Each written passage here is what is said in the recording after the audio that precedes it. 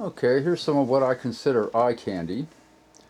This is produced with our new data acquisition board, which is really the same microprocessor setup as the standard counter. I'm just using some analog inputs. On the left plot we have neutrons per minute versus milliamps in current. This is a fairly conventional fusor run, and color is mapped onto pressure in millibars. And one of the nice things you can do with one of these plots is rotate it a little bit, kind of look at things. I strongly suspect this point out here in the very middle of nowhere is an outlier of some sort. Some transient things happen even in a pretty stable run, and we're only sampling once a second, so who knows what really that one was.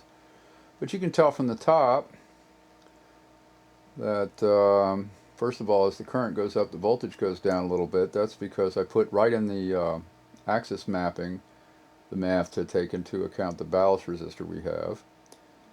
You can also notice that as the voltage goes down when we hit our current limit, so do the neutrons. The neutrons appear to be a very sensitive function of kilovolts.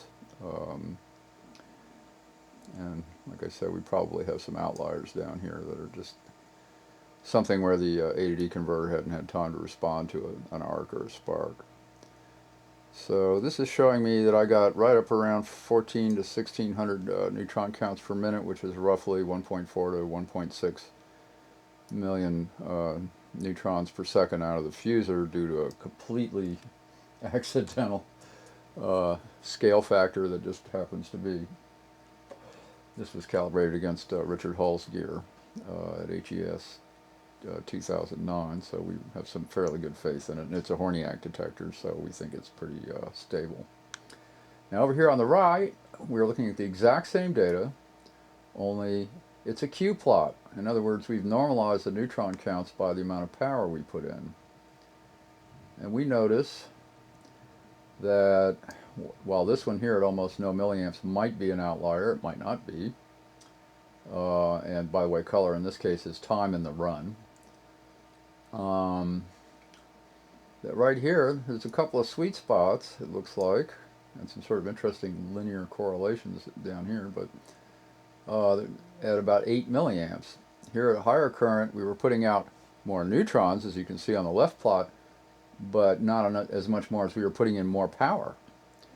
So the Q went down, and of course when the voltage goes down, as you can see here, when we were in current limit, the Q is terrible too.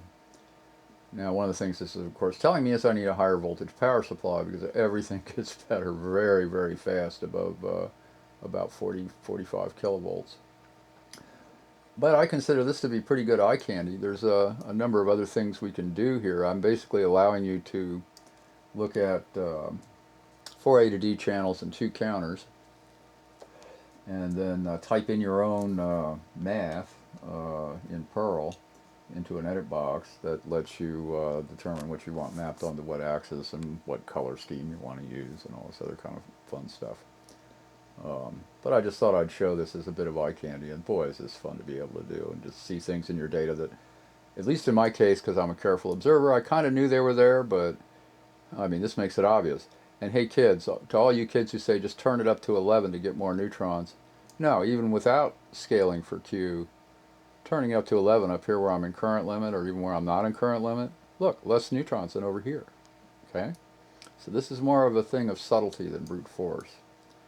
And this is showing me what's going on a lot better than looking at written notes in a notebook. So let's keep this short. That's it for now.